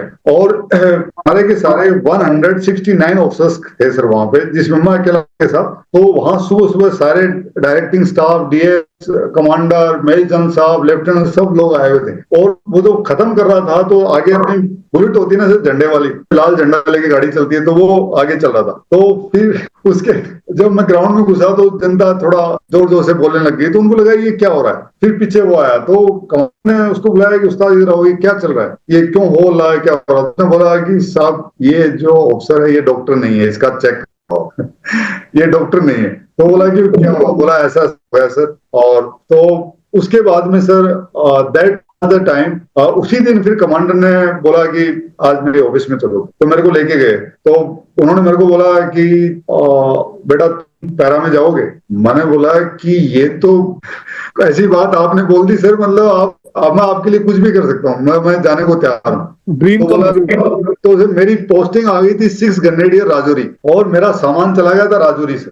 जो सीओ साहब थे उन्होंने 2 जवान भेजे, एक जेसीओ तो वहां लेके जाएगी, डॉक्टर साहब आने वाले, उनके पास कोई डॉक्टर नहीं था सर वहां पे। तो अब मैं यहाँ पे मैंने पैरा के लिए दिया। तो सर ने बोला कि एक वॉलंटियर फॉर्म भरना है, ये आप भर दो। तो सर वॉलंटियर फॉर्म होता है, उसमें इंडिविजुअल रिस्पॉन्सिबिलिटी लेता है कि मेरे साथ कुछ भी हो पूरा एक भर के देना होता है। तो मैं सर लेकिन क्या पक्का मतलब आप मेरे को भेज दोगे। बोला यार क्या बात है, मैं मेजर जनरल हूँ, मैं इसका यहाँ का पूरा इंचार्ज हूँ, तो ये मैंने तेरे को प्रॉमिस किया तो भेजेंगे ना, पोस्टिंग बाद में होती रहेगी। तो सर फिर मेरे को उन्होंने आगरा भेजा प्रोबेशन के लिए। और जो सीओ थे 6 ग्रेनेडियर के, मेरे को फोन किया, उन्होंने बोला कि तुम प्रोबेशन पे नहीं जा रहे हो, तुम राजौरी आ रहे हो, तुम्हारी पोस्टिंग आई हुई है। तो मैंने बोला सर मैं राजौरी नहीं, कर्नल शेखावत थे सर, बाद में मेरे साथ यूनाइटेड नेशन में मेरे को वहां मिले वो। तो बोला कि तेरे को आना पड़ेगा। मैंने बोला कि सर मैं तो अभी पैरा के लिए जा रहा हूँ। तो बोला तेरा सामान पड़ा है और तेरे को आना पड़ेगा, देख। मैंने नहीं आऊंगा। तो बोला अगर तेरा सिलेक्शन नहीं हुआ तो तेरे को पता ना कि फिर तो तेरे को इधर ही आना पड़ेगा। मैंने कहा सर लेकिन सिलेक्शन आना। बोला कि जस्ट ये मान ले 0.1% भी नहीं हुआ तो फिर तेरे को पता ना अगले तेरे 3 साल कैसे निकलने वाले हैं। मैं बोला सर उधर ही जान दे देंगे, लेकिन राजौरी हम आपको बता रहे हैं आज। तो प्रोबेशन तो आपको पता ही सर, प्रोबेशन बहुत ज्यादा टफ होता है, और प्रोबेशन के अंदर मतलब वो भी एक लाइफ का एक अलग एक्सपीरियंस है सर। और पैरा में जो एक सबसे बड़ी चीज जो सिखाता सर वो है कामराडरी, अपने टीम के लोगों के लिए अपने आप को पीछे कर देना, चाहे आप कितने भी बड़े धुरंधर क्यों नहीं हो। अगर आप मेरे टीम मैन हैं तो मुझे आपके लिए अपने आप को पीछे कर देना, मुझे आपको मेरे साथ रखना, आपकी जान की जो है, आपकी जान मेरी जान है। तो वो जो बड़ी चीज जो सिखाते हैं सर पैरा में। और बाकी तो सर पूरा इट्स लाइक मेंटल, फिजिकली भी no doubt it's like extreme at another level. लेकिन मेरा जितने सुनने वाले लोग उनसे भी यही कहना है कि लाइफ में फिजिकल पेन है वो उसका एक थ्रेशोल्ड है, लेकिन जो मेंटल है वो ही मैन, अगर आप मेंटली अपने आप को सस्टेन कर पाते हो उस डिफिकल्ट फेज के थ्रू, तो शायद चीजें फिर सब चीजें आसान हो जाती। तो mentally you have to be something, थोड़ा सा पागलपन चाहिए होता है, और मुझे लगता है कि शायद मेरे में वो थोड़ा सा मिला हो, तो वो सही जगह था सर। जो मैंने देखा है अभी तक जितने भी special forces, they are all unique, eccentric, but that eccentricity is for एक गोल को अचीव करने के लिए, मिशन के लिए वो कुछ भी कर सकता है। बिल्कुल sir, to achieve so called impossible और extraordinary difficult, you have to be ectopic, eccentric, and goal driven, mad and a team man. Absolutely. वो भी है सर, अदरवाइज है ना फिर नहीं होता। अदरवाइज दुश्मन बड़ा होता है, लेकिन जब टीम खड़ी होती है तो दुश्मन बड़ा हो जाता है, टारगेट छोटा हो जाता है। तो पहला जो आपका ये प्रोबेशन हुआ वो कौन सी पैरा में हुआ? सर वो 60 पैरा में हुआ। 60 पैरा, दैट इज आगरा में। सर 60 पैरा फील्ड एम्बुलेंस, जिसको that's the only regiment which has 12 वीर चक्र एंड 3 महावीर चक्र सर, एंड द यूनिट की पूरी जो स्ट्रेंथ है, आई थिंक अभी तो बढ़ गई होगी, मेरे टाइम में आई थिंक 180 पीपल आते, तो उसमें सर 12 वीर चक्र और 3 महावीर चक्र, it's like a huge for any army medical that in itself is a legacy on a street. अच्छा, okay, so this is 60 para medical unit. Yeah, this is 60 para, अभी तो इसका 60 para parachute hospital हो गया, at that time 60 para field ambulance. It was part of the 50 para brigades. Okay.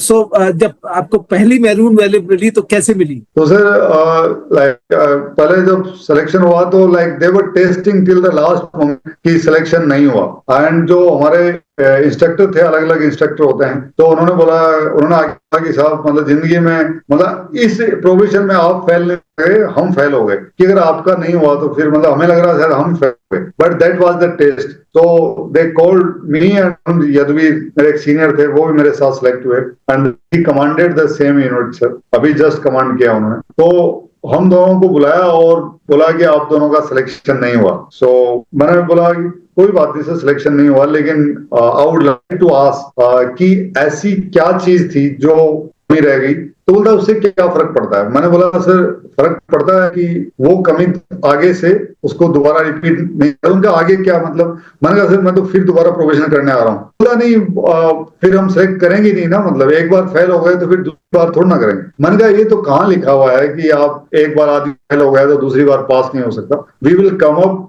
Again and with better preparation, लेकिन आप बताओ कहाँ कमी रहेगी। तो उन्होंने बोला नहीं वो आपको एक लेटर में मिल जाएगा। तो एक लेटर सर दिया और उसके अंदर दोनों को एक लेटर पकड़ा दिया और एक जवान साथ में दे दिया, और एक हमारी सर टिकट करवा दी आगरा से दिल्ली की सर, और हमारा जो बॉक्स था वो ट्रेन में रख दिया और हम ट्रेन में बैठ गए। फिर जब वो ट्रेन चलने लगी तो मैंने उस समय भी वो छोड़ने के लिए आए थे हमारे प्रोबेशन ऑफिसर, और तो मैंने उनको बोला कि सर हम दोबारा आ रहे हैं। तो वो बोला कि ऑल द बेस्ट यार, पैरा में क्यों, बाकी फौज भी अच्छे ना वहां करो। हम सर आना इधर ही, आपका ही सर खाना है, मतलब आएंगे इधर ही। तो बोला कोई बात नहीं, लेकिन जिसको यार दिल पे लेने की जरूरत नहीं है, नहीं होता सिलेक्शन कोई बात नहीं है, आप अपनी नॉर्मली जाओ। तो बहुत मतलब उस दिन बहुत ही दिल में तूफान चल रहा था, ये हो कैसे गया यार, ऐसा कैसे हो गया, पूरी जान लगा दी, सब कुछ किया, मतलब कैसे हुआ है, कहाँ कमी रही। तो हम ट्रेन में बैठे थे, तो ट्रेन आगरा में 4-5 स्टेशन है ट्रेन से, तो इधर से ट्रेन पे बैठा के हमें हमारा बॉक्स और वो सब दे दी। और फिर जो लास्ट स्टेशन आगरा का था, तो वहां पे यही लोग हमसे पहले पहुंच गए वहां पे, उन्होंने कहा भाई आ जाओ। सो दे वर जस्ट चेकिंग कि आप कितने कमिटेड हैं इस कॉज के लिए, किस लेवल तक आप अंदर आना चाहते हैं। तो फिर उन्होंने कहा कि ये टिकट विकट तो उन्होंने फाड़ दी सर, उन्होंने कहा कि ये तो टिकट तो होती रहती है, और फिर बॉक्स सब उतार लिए। फिर आए वहां पे 60 पैरा में एक बहुत बड़ी ट्रॉफी है सर, कोरियन वार 1948 वाले वार की और पाकिस्तान वार की बड़ी ट्रॉफी है जीती हुई। उस ट्रॉफी में जितने भी ऑफिसर्स, जितने भी सीनियर्स होते हैं, और वो सब अपना जो ड्रिंक डालते हैं। फिर दिस इज द ओनली पैरे जिसमें पेरेंट्स या सीईओ कमांडिंग ऑफिसर या वाइफ या सिस्टर मदर वो नहीं आते हैं, इसमें इंडिविजुअल खुद अपनी मैरून बैरेक खुद पहनता है। तो वो जो ट्रॉफी थी उसमें सबने अपनी ड्रिंक डाल दी कि कोई रम पी रहा है, कोई विस्की पी रहा है, कोई पेप्सी, कोई चाय, कॉफी, सब उसमें भर गया, वो पूरा हो जाता था। एंड आप कैप है वो उसमें डाल देते हैं एंड सामने एक बड़ी टेबल है, उस पर खड़े होकर आपको पीना होता है सब पूरी। वो जब आप पूरी पी लेते हो तो फिर वो निकाल के फिर आप कैप लगा देते हो। तो दैट वाज वो अभी भी इज सो नॉस्टैल्जिक कि that everything is just revolving in front of my eyes, just like कि जैसे अभी हो। और वो लेटर में क्या लिखा था, कुछ याद है? लेटर में लिखा था कि वही सर कि you belong to this place. बाद में वो लेटर हमने खोला ही नहीं था सर। वो जब उन्होंने वापस उतारा तो उन्होंने कहा तुम लोगों ने कुछ वो देखा कि लेटर? हमने कहा सर अभी हम जाते रास्ते में बैठ के दोनों बात करते तब देखते कि कि क्या है इसमें, तो हमने देखा ही नहीं था। उसमें जो सीओ का लिखा हुआ welcome to belong to this. So that was so nostalgic sir। But उसमें ये भी तो हुआ था कि आपने पहले ही दिन उनको दौड़ में हरा दिया था किसी को, सीओ वो सर वो मेरा स्पेशल फोर्सेज में हुआ सर। वो किसमें हुआ? स्पेशल फोर्सेज में। Okay, again probation. हाँ, तो after 60 para probation I done my jumps, my basic course, paratroopers course, and then I opted for 10 para sir. Okay, 10 para desert special forces, तो मैंने उसके लिए ऑप्ट किया था सर। तो उस समय 10 पैरा खाली नहीं था। मेरे सीनियर थे अभिषेक, तो वो एफएमसी की, he was the medical officer there, now he is in Canada. So वो खाली था तो 2 पैरा एसएफ खाली था, तो मेरे को 2 पैरा एसएफ मिल गया। तो जब मैं गया तो सर प्रोबेशन स्टार्ट हुआ, और मतलब उस समय जो काम गुरदीप थे वो छुट्टी पे चल रहे थे, और वो आए उस दिन। तो सुबह उस दिन बीपीटी का उनका कंपटीशन था। सुरेंद्र, मैं एक चीज यहाँ क्लैरिफाई करना चाहता हूँ व्यूअर्स के पॉइंट ऑफ व्यू से। मतलब जो आपका एक प्रोबेशन जो हो गया था आगरा में, जब आप दूसरे पैरा में जाते हो तो आपको फिर से प्रोबेशन में करना पड़ता है। तो सर द बेसिक पैराट्रूपर का जो प्रोबेशन है वो 60 में, या जितने भी जैसे आर्मी सप्लाई कोर है, एजुकेशन कोर है, सबका अपना एक, हर यूनिट का अपना है, और स्पेशल फोर्सेज का डेफिनेटली अपना एक प्रोबेशन है ही सर। तो फिर जब मैं वहां पहुंचा तो वो प्रोबेशन दोबारा स्टार्ट हुआ। तो सीओ पहले छुट्टी गए थे, उस दिन आए। उस दिन मॉर्निंग में ही खाना बल में एक मिलिट्री का जो कैंप था, तो उसमें पलटन का बीपीडी चल रहा था। तो मैंने वो बीपीडी आई केम फास्ट, तो वो मैं आगे खड़ा हो गया। तो अचानक सीओ वॉक करते, he used to walk like और वेरी स्पिरिचुअल पर्सन। तो उन्होंने बोला कि हाँ इधर क्यों खड़े हो? तो मैंने कहा, वो उस्ताद खड़े थे, उन्होंने बोला सर हो गया। बोला क्या हो गया? बोला सर इन्होंने खत्म कर दिया है पीपीटी। बोला व्हाट? तो वो जो इंस्ट्रक्टर थे थोड़ा उसको इस मराठी में बोला कि अगर नहीं हुआ ना, तो अगर तुम इसका फेवर कर रहे हो तो मैं तुम्हें ना नॉन एनपीवी, मैं नॉन पैरा वॉलंटियर तुम्हें निकाल दूंगा। तो उन्होंने बोला नहीं साहब, इन्होंने तो बोला कि ठीक किया है, तो 2 घंटे बाद में फिर मैं आके टेस्ट लेता हूँ। तो उन्होंने टाइम पूछा कितने का है, तो मैंने बोला सर मतलब अभी तो मैंने पूरी जान लगाई है, और मतलब एटलीस्ट मेरे को 30 सेकंड का तो अंतर चाहिएगा, मतलब क्योंकि मैं 5 किलोमीटर अभी किया है और सन 16 में कुछ में किया, तो अभी फटाक से अभी दोबारा करूंगा तो मेरे को थकी भी है। तो देन सर ने बोला कि ऐसा है कि तू अब जब दौड़ेगा तो पिट्ठू और राइफल नहीं लगाएगा, अब तू सिर्फ पीटी शूज में दौड़ेगा, लेकिन उतने टाइम में करना पड़ेगा। मैंने कहा हाँ सर कर दो। तो सर वो जो मेरे इंस्ट्रक्टर थे, मैं मैस में गया ब्रेकफास्ट करने के लिए, तो वो बोले कि सर ब्रेकफास्ट मत करो, आप है ना आप दौड़ना है। मैंने कहा क्यों टेंशन ले रहे हो? बोला अगर आप उतने टाइम में नहीं करोगे तो मेरी नौकरी चली जाएगी। मैंने कहा उस्ताद आप टेंशन मत लो, ये मेरे पे छोड़ो, आपकी कुछ नहीं होने वाला है। सो आई केम एट 10:30। वहां उसमें सर्दियां चल रही थी सर, वेदर बहुत बढ़िया था, क्योंकि सर्दी में इतना आप दौड़ो थकते नहीं हो। तो कहाँ की बात है, कहाँ था ये खानाबल है ना, अनंतनाग के पास खानाबल। अनंतनाग डिस्ट्रिक्ट में खानाबल जगह से एक तरफ आगे जाते हैं सूपिया है, एक जाते हैं नीलू, और एक तरफ वेलू, तो बीच में खानाबल है। तो ये विक्टर फोर्स में आता है। तो अवंतीपुर वाला जैसे इसके नीचे आता है, तो बड़ा वहां पे था। तो मैं अंदर ही सिगड़ी चल रही थी, वहीं वार्म अप हुआ, और मेरे को पता बहुत ठंड है तो कोई टेंशन ही नहीं है। सो सर स्टार्ट हुआ और मैंने कम में कर दिया। तो गुरदीप बेन सर ने मेरे को जब पिली बोला चल आजा ऑफिस में आजा, और फिर ऑफिस में सर ने सबको शायद 11:30 बजे बोला कि guys everyone come to the mess, we are having PLD pre lunch drink and तो it was over sir. And they were like great officers और 2 पैरा एसएफ, एक बहुत ही एलिट बटालियन है सर, कि इसकी इतनी बड़ी हिस्ट्री है, इतने सालों से पहले मराठा और उस टाइम से, और जितने ऑफिसर्स थे, और कर्नल गुरदीप बेंस ने प्रेज किया था इसको normal parachute battalion, airborne battalion से स्पेशल फोर्सेज में कन्वर्ट किया था। So that man has extra ordinary work, और सुबह से शाम तक मतलब वो हर चीज में फायरिंग रनिंग एवरीथिंग, सब कुछ खुद ही लगे रहते थे। तो दैट वाज ग्रेट एक्सपीरियंस, मतलब याद रहेगा उनको क्रॉस किया टाइमिंग में। या वो सर जो मैंने सुबह मैंने 2 के साथ किया था, उससे कम टाइम में मैंने आई थिंक 16 मिनट 9 सेकंड में 5 किलोमीटर, मेरे को अभी भी याद है, 16 कुछ टाइम था सर। तो उसमें मैंने, क्योंकि उसमें पिट्ठू था नहीं सर, डीएमएस थे नहीं, तो मेरे तो और आसान हो गया। तो सर ने बोला कि जो टाइम उसमें, मैंने बोला सर अभी तो 5 किया है, अभी फटाक से 5 करूंगा तो मतलब बॉडी थकी हुई, तो उतना टाइम कैसे आएगा। सर को लगा कि उतने टाइम में मैं नहीं कर पाऊंगा, तो बोला नहीं, इसका तरीका ये है, थके हुए हो तो आपने पिट्ठू के साथ किया, राइफल के साथ किया, तो ये उतार दो, अब आप सीधा वैसे करो ना। मैंने कहा ऐसे तो मैं कर दूंगा, पहले तो और आसान होगा। तो सर वो 5 किलो तो वो निकल गया, राइफल का निकल गया, तो फिर तो बॉडी वैसी फ्री है, और वेदर इतना ठंडा है तो आप थकोगे नहीं।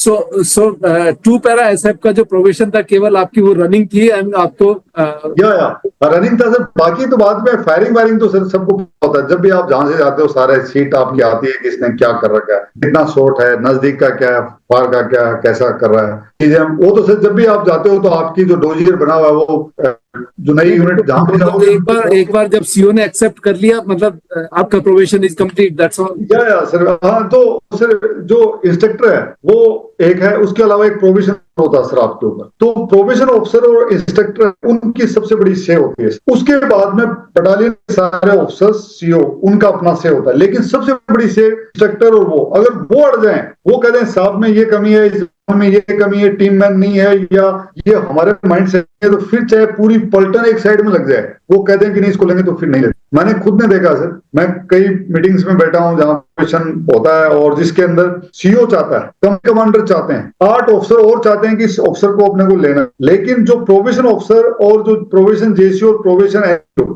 अगर वो तीनों बोलते हैं नहीं साहब इस जगह इन्होंने ये गलती की है और ये गलती माफ करने लायक नहीं है, क्योंकि ये आदमी का कैरेक्टर दिखा रही है, ये आदमी का इनहेरेंट क्या चीज है वो बाहर लेके आ रही है, और ये ऑपरेशन में जब हमारे साथ अगर इस टाइप का चीज होगा कि आगे चल के फैटल और ऑपरेशन को फ्यूटाइल कर सकता है, तो इसलिए ये तो फिर सिर्फ फाइनली उन्हीं का चलता है। जल्दी का एक लगभग कंसेंसस बनता है, बहुत सारी चीजें होती हैं, देखते हैं सर फिजिकली जो वन पार्ट, बाकी जैसे मैंने ऑलरेडी ऑपरेशन किया है, जैसे आगरा में किया, तो जो प्रोविजन ऑफिसर है वो सब मंगवा लेते हैं कि इस आदमी का क्या मेंटल लेवल है, कितना रेजिलियंस है, कितनी फाइटिंग स्पिरिट है, क्या टीम मैन है नहीं, वो सर बिल्कुल ब्लंटली लिखते हैं। अगर आप मेरे सगे भाई हैं, अगर आप मेरे प्रोविजन ले, मैंने ऐसे देखा सर, मैंने एक ऑफिसर जिसका छोटा भाई प्रोविजन करना आया तो उसने उसको फेल किया सर, एंड फौजी फैमिली, फादर भी जनरल सर, फादर जनरल, तो वहां पे मेजर साहब और कैप्टन साहब को फेल किया उसने। उसकी मदर उससे बहस कर रही है कि तुम्हें शर्म नहीं आती क्या, ये आती क्या, and he was telling in front of all of us to her mom, ये घर नहीं है, ये पापा जी का घर नहीं है, वाला घर नहीं है मम्मी, ये फौज है, ये मेरी, मैं पलटन का नमक रहा हूँ, अगर इसमें होगा तो दोबारा आ जाएगा ना, तुम इतना सेंटी क्यों। And she was like shouting on her own voice की क्या फायदा, तेरे फादर जनरल ने साला वही अगर फोन लगा देते तो हो जाता। उसने कहा कि पापा जी को भी बोल दो, आर्मी को भी बोल दो फोन लगाने के लिए, नहीं होगा, नहीं होगा मतलब नहीं होगा। और मैंने देखा है कि स्पेशल फोर्सेस के प्रोविजन में 1-2 किसी आदमी ने आर्मी चीफ को भी अप्रोच किया, एंड मैं उसका गवाह हूं कि आर्मी चीफ जब आया तो उन्होंने सैनिक सम्मेलन में सबके सामने बोला, उन्होंने कहा कि मेरे पास ऐसा कॉल आया और मैंने उसको जवाब दिया कि sorry for selection of special forces jawan officer I will not recommend anybody's name, not even my son in law, किसी का नाम नहीं करूंगा मैं, जो डिसीजन है वो लेंगे, और डोंट मेक मी फील, मुझे उस एम्ब्रेसिंग सिचुएशन में मत डालो कि गलती से मैं बोल दूं और वो मना कर सकते हैं, they are capable of that, because के लिए उनका ऑपरेशन, उनकी पलटन का जो नाम है, जो इथो है, वो सबसे ऊपर है, वो इससे नहीं हटेंगे पीछे। So this is the thing. तो ये जो माँ बेटे वाला जो कन्वर्जेशन था, ये क्या 2 पैरा एसएफ का ही था? No no sir, 10 para sir. अच्छा, वो 10 पैरा एसएफ का। Okay okay. और जब आप 2 पैरा एसएफ में थे, ये brigadier Joy Mukherjee was there with you? Jai Mukherjee sir मेरे टीम कमांडर थे sir. He is such a brave soldier. वो he was like a hero of Shopian. मतलब वैसे अफसर बहुत कम होते हैं। He was a military officer, but in civilians, he was so popular, he was so helpful to the education of the girls, उनके इलाज के लिए, उनके पेरेंट्स के लिए। टेररिस्ट से सूपिया जैसी जहां that was the hub of the terrorism, वहां पे सिविलियन अजय सर को आके बोलते थे कि यहाँ पे आज आ रहा है, ऑपरेशन काम कर दो। So